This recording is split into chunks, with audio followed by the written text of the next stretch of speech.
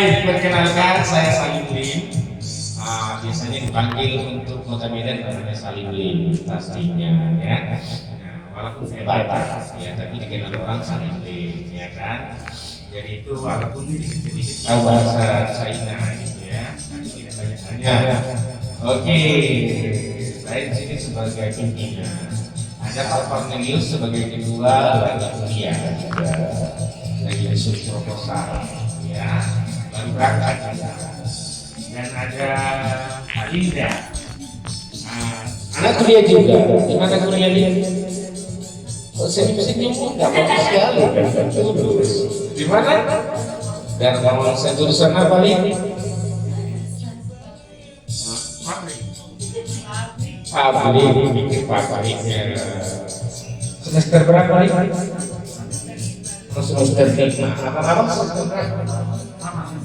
Semester 5. Dia semester 5 juga. Oke. Dia ini dulu waktu kesini mutimun gitu ya. Sekarang agak struk wajahnya dikit ya kan, karena ada dandanan.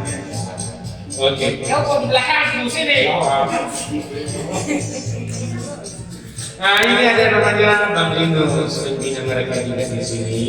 Setiap hari bersama anak, ada Kak Linda, ada Bang Lino.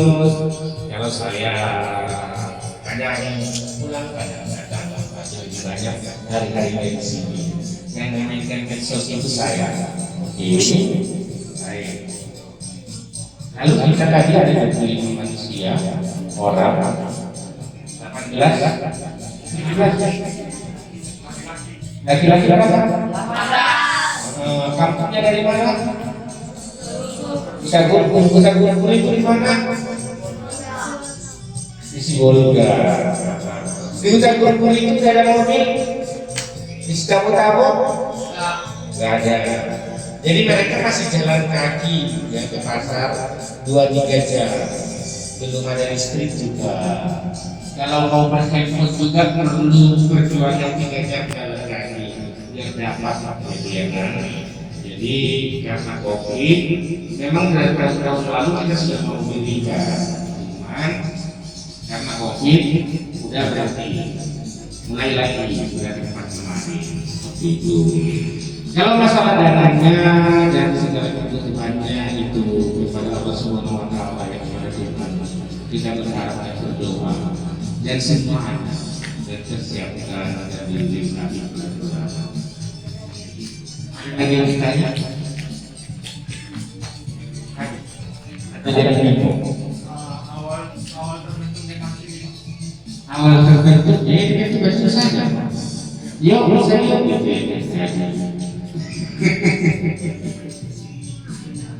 Pastinya visi-misinya gitu ya kan. Awal terbentuknya bentuk itu karena tapi kalau ditanya visi-misinya apa mungkin berbeda ya, karena latar belakangnya, struktur masalahnya, tujuan penulisannya gitu kan. Bingung lagi kan lama-lama ya kan konsepnya gitu ya. Terakhir tulis tesis kita lama-lama. Baik, saya pernah juga kuliah tapi dalam hal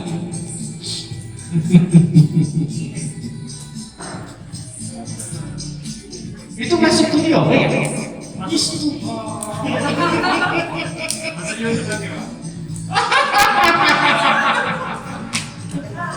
Itu terkenal, apa terkenal lagi ya?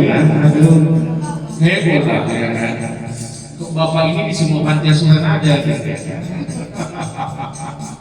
Baik, awalnya berdirinya panti asuhan ini pastinya kita punya tujuan sosial. Ya, saya mulai tahun 2005 sudah ikut di sosial baik di International of Indonesia dan di WHO seperti itu sosial. Dan saya ada perangkat lain 20 sampai 24 panti asuhan di Indonesia dan juga di Medan seperti itu. Saya baru berangkat di Pontianak, saya baru berangkat di Kalimantan dan di Surabaya. Dan di Medan ini sudah cukup banyak. Artinya apa?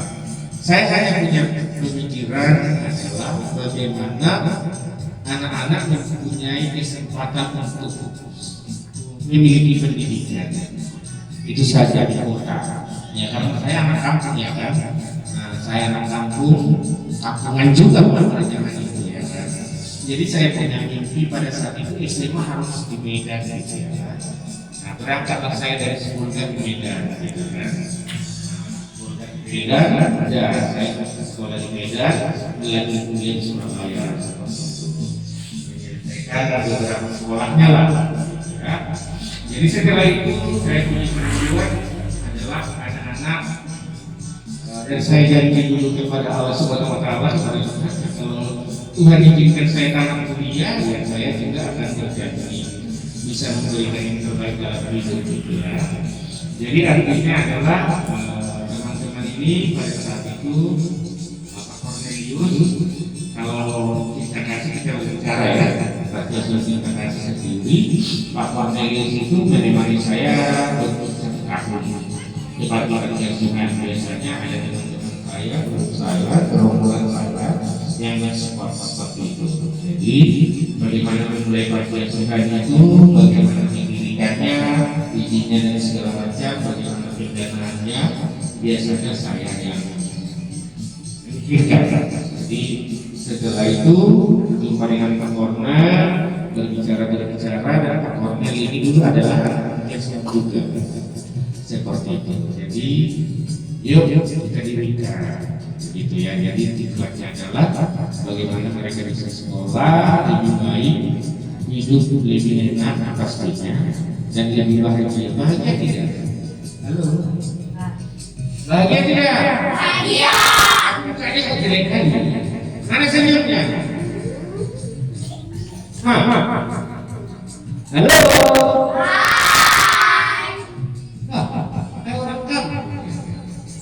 Lanjut apa yang kita lakukan? Dengan serius sekali nanti kita sekolah lagi.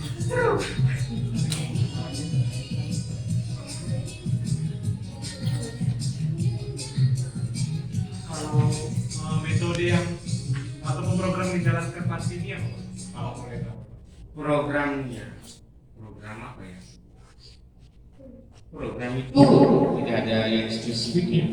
Pasti yang kita lakukan itu programnya adalah seperti COVID ini ya. Nah, kita berbicara singkat saja ya kan. COVID ini yang belajar saja di rumah, yang melakukan banyak kegiatan-kegiatan untuk belajar bahasa Inggris dan juga apa sih masa-masa aslinya gosong gitu kan, akhir aja gosong ya kan. Ya untuk saat ini belum banyak program atau kegiatan karena ya ada COVID, tapi tujuannya adalah kalau mereka bisa juga nanti satu waktu one day mereka les seperti orang lain juga les privat gitu ya di luar, baik dari segi teman mereka, itu yang kita harapkan sih. Kalau mencangkul karena saya tukang cangkul jadi bertobat.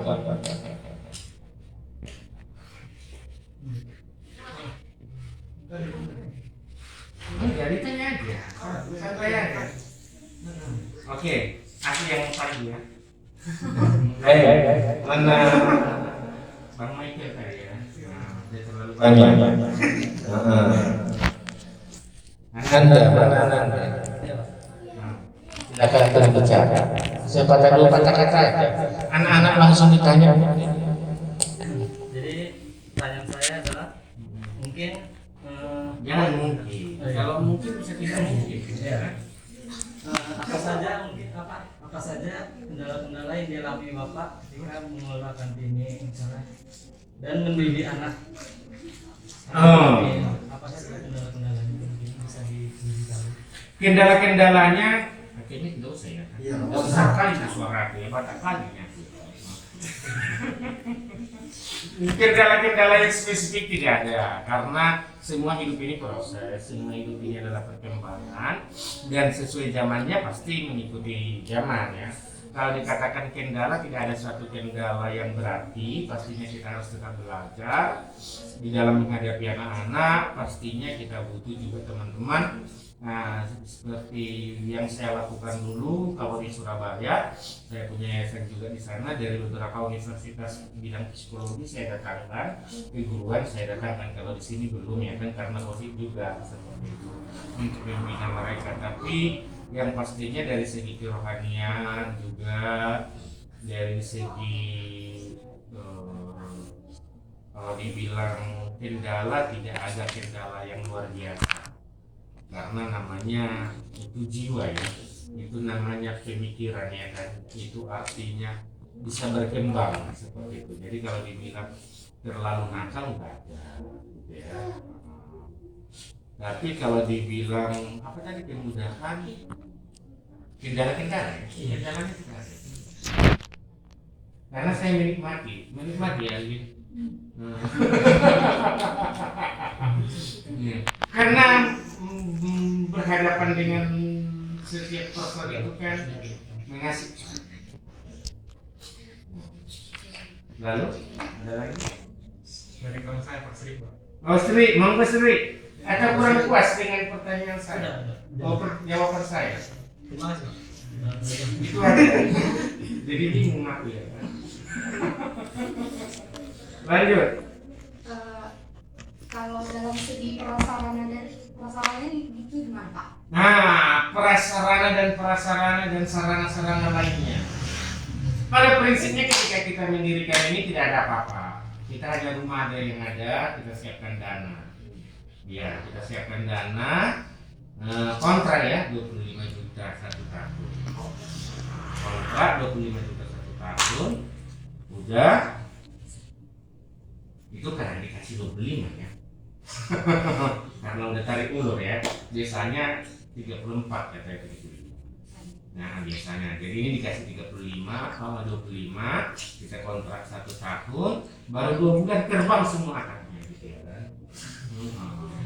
Ini bukan akad, jangan salah. Terbang semua, bocor ini diganti ya. Bocor.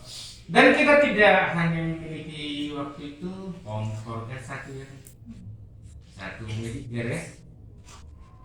Ya tidak ada apa. Nggak ada apa-apa, tapi semua sekarang sudah ada. Dari mana itu datang? Itu namanya teamwork, itu namanya teman-teman ya kan. Jadi saya bekerja juga di luar, saya punya teman-teman yang punya hati cukup. Kalau contohnya abang saya mintakan, bang sini dulu 500.000 gitu kan, agak mikir ya kan. Pak minta dulu 500.000, bilang mikir kan. Tapi kalau ada 50 orang kita kali 50.000 atau 25.000 saja, atau 1 kilo gula kan akan banyak. Kira-kira begitu. Jadi kita punya tim, kita punya teman-teman dan sahabat-sahabat kita dari golongan Tionghoa dan apa semua itu ketika kita dirikan, didengar suara saya ada di situ, oh di sana dia, kan datang semua seperti itu. Karena ya tinggi kita, setiap hari berterima kasih.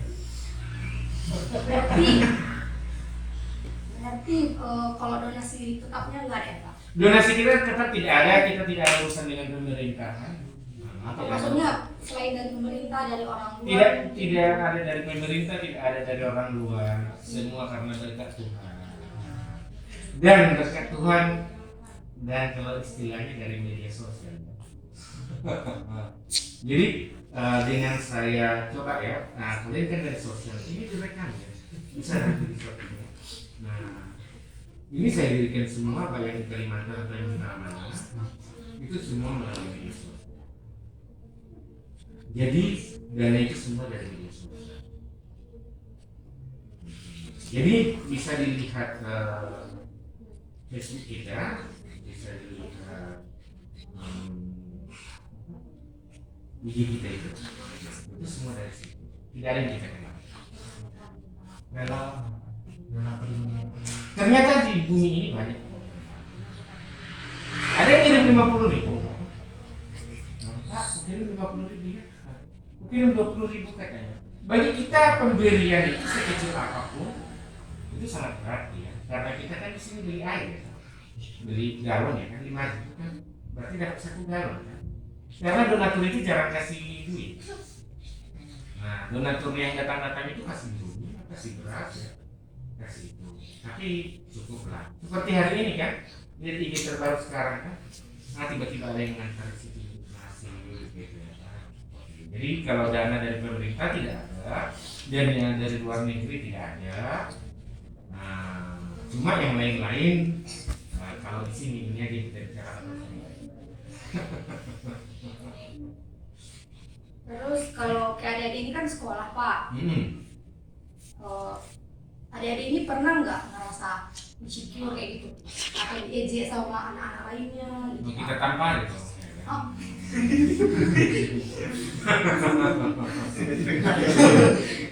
Oh ya, kalau bagi saya seperti itu, tidak ada yang ngejek itu zaman now kan tidak ada ya.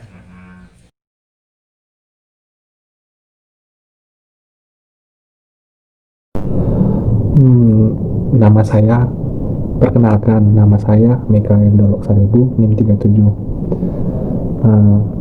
Saya dan kelompok saya kemarin berkunjung ke sebuah panti yang bernama Panti Asuhan Cinta Kasih Medan. Panti asuhan ini terletak di Jalan Sebrantas nomor 7 Medan. Kemudian panti asuhan ini masih berjalan seminggu dan masih terbilang baru. Kemudian panti asuhan ini sendiri didirikan oleh Bapak Salim yang dibantu oleh 2 pengurus anak, 1 laki-laki 1 cewek. Kemudian anak-anaknya sendiri berjumlah 25 orang, 17 laki-laki dan 8 wanita. Kemudian fasilitas dan prasarana yang dimiliki oleh panti ini terbilang masih minim karena masih baru kan, masih baru berjalan. Fasilitasnya itu antara lain adanya kamar tidur, terus toilet, dapur, terus ruang makan, ruang belajar, ruang baca, sama dua kolam ikan. Kemudian dari dana pendanaan sendiri, Pak Salim membuka donasi galangan dana di website. Kemudian Bapak Salim sendiri berharap bahwasannya ada donatur tetap untuk panti ini. Kemudian sistem pelayanan yang digunakan dalam panti ini bervisi misikan dan menggunakan pelayanan service from heart, pelayanan dari hati. Kemudian program-program yang dijalankan oleh panti ini terbilang masih sedikit dan masih seputar pembelajaran seperti bahasa Inggris dan pembelajaran sekolah lainnya. Kemudian saya berharap sendiri bahwasannya panti asuhan ini kedepannya semakin lebih baik lagi, dan panti asuhan ini saya harap memiliki donatur tetap sehingga pembangunan yang dilakukan oleh panti ini berjalan dengan lancar dan menciptakan anak-anak yang berprestasi ke depannya. Saya rasa seperti itu. Terima kasih. Assalamualaikum warahmatullahi wabarakatuh. Saya Yusuf Kordawi Siregar ingin menganalisis tentang Panti Asuhan Cinta Kasih nomor 70 di Jalan Sebrantas Medan. Di sini saya ingin menganalisis tentang panti tersebut, yang dimana dalam panti tersebut terdapat 3 pengasuh dan diketuai oleh Bapak Salim Lim. Dalam panti ini terdapat 25 orang anak panti, yang dimana 18 orang anak panti tersebut berjenis kelamin laki-laki, 5 orang lagi berjenis kelamin wanita, dan terdapat 2 orang masih di bawah umur atau bisa dibilang balita. Di panti ini, saya menilai panti ini cukup bisa dibilang sebagai panti asuhan, yang dimana fasilitas dan pokok pangan mereka terbutuhi. Dan panti ini berdiri sendiri, yang dikelola oleh Bapak Salim Lim dan tidak ada sangkut paut oleh pemerintah ataupun pihak swasta. Panti ini hanyalah menerima sumbangan dari donatur ataupun menerima sumbangan dari rekening. Perkenalkan, nama saya Sri Ulina, NIM 13. Di sini saya akan menganalisis hasil observasi kami pada Panti Cinta Kasih. Panti Cinta Kasih ini dipimpin oleh Pak Salim. Panti Cinta Kasih ini memiliki 25 jumlah anak yang terdiri dari 18 laki-laki dan 7 perempuan.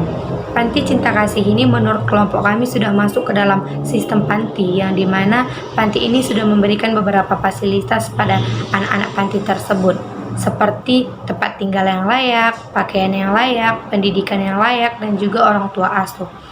Panti ini juga memiliki beberapa kendala seperti donasi. Mereka tidak memiliki donasi tetap. Mereka hanya menerima sumbangan-sumbangan dari orang-orang tanpa adanya donasi tetap. Yang kedua yaitu kendala pada pandemi sekarang, itu khusus untuk anak-anak panti yang bersekolah. Mereka hanya memiliki beberapa gadget saja. Panti ini juga memiliki fasilitas seperti kolam ikan dan kolam lele, yang dimana nantinya mereka dapat konsumsi ataupun diperjualbelikan. Sekian dari saya, terima kasih. Assalamualaikum warahmatullahi wabarakatuh. Saya Ananda Kafmi Fendi, NIM 93, akan menganalisis panti asuhan yang kami observasi, yaitu Panti Asuhan Cinta Kasih yang berada di Jalan C Brantas, Medan. Analisis saya mengenali panti asuhan ini cukup terbilang panti asuhan pada umumnya, yaitu dalam segi kebutuhan pokok, sarana dan prasarana sudah cukup terbilang memadai. Panti ini memiliki anak asuh yang berjumlah 25 anak, 18 laki-laki, 5 perempuan, dan 2 anak di bawah umur atau balita. Dan pengurus panti ini berjumlah 3 orang yang diketuai oleh Bapak Salim. Dalam panti ini tidak banyak program yang dijalankan, seperti salah satunya program belajar bahasa Inggris bagi anak-anak panti. Kemudian panti ini tidak memiliki donatur tetap atau bantuan dari pemerintah. Panti ini berdiri berdasarkan inisiatif dari Bapak Salim sendiri. Dan dalam kegiatan belajar mengajar, anak panti memiliki kendala yang disebabkan oleh COVID-19. Menurut saya sendiri, saya menilai Panti Cinta Kasih ini merupakan panti yang ramah dan fasilitas kebutuhan pokoknya bisa dibilang cukup memadai bagi anak-anak panti tersebut.